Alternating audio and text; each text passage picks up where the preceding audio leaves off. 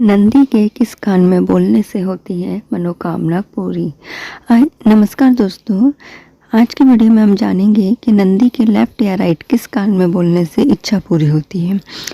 हिंदू धर्म में भगवान शिव की गण नंदी भगवान शिव के वाहन होने के साथ साथ भक्तों की मनोकामना को पूरा करने वाले भी माने जाते हैं। कहा जाता है कि यदि आप अपनी मनोकामना नंदी के कान में बताएं तो वो भगवान शिव तक पहुंचती है। हिंदू धर्म में भगवान शिव के वाहन नंदी का भी बहुत महत्व माना जाता है। सभी शिव मंदिरों में प्रवेश करते ही नंदी जी की मूर्ति शिव की ओर मुख किए हुए मिलती है। नंदी की शिव का प्रिय गण माना जाता है, जो सदैव उनकी सेवा में तत्पर रहता है।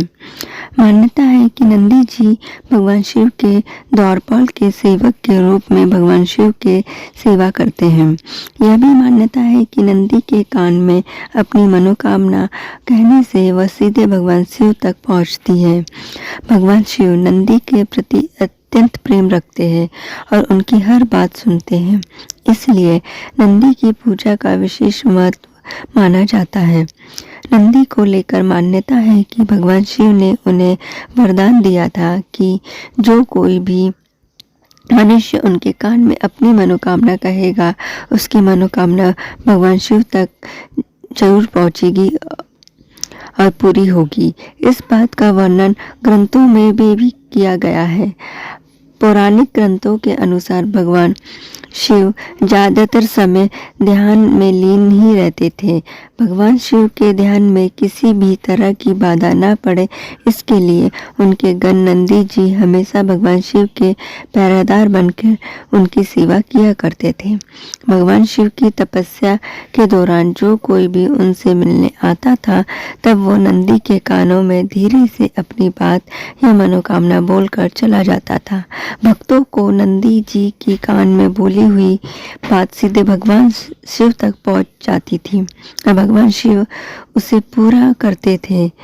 माना जाता है कि इसी कारण भक्तजन आज भी उनकी मनोकामना पूर्ति के लिए नंदी जी के कान में अपनी मनोकामना बोलते हैं। लेकिन नंदी जी के कान में अपनी बात बोलने के भी कुछ नियम बताए गए हैं। आइए जानते हैं कि नंदी के कान में मनोकामना कहने का सही तरीका क्या है। नंदी के कान में मनोकामना कहने का सही तरीका और नियम। सबसे पहले भगवान शिव और माता पार्वती की पूजा करें। इसके बाद नंदी जी को जल, फूल और दूध अर्पित करें। अब धूप दीप जलाकर नंदी की आरती उतारे। वैसे तो नंदी जी के किसी भी कान में मनोकामना बोली जा सकती है, लेकिन बाएं कान में बोलने का अधिक महत्व माना गया है। नंदी के कान में अपनी मनोकामना बोलने से पहले ओम शब्द का उच्चारण करें। मान्यता है कि ऐसा करने से आपकी मनोकामना भगवान शिव तक जल्दी पहुंचती है।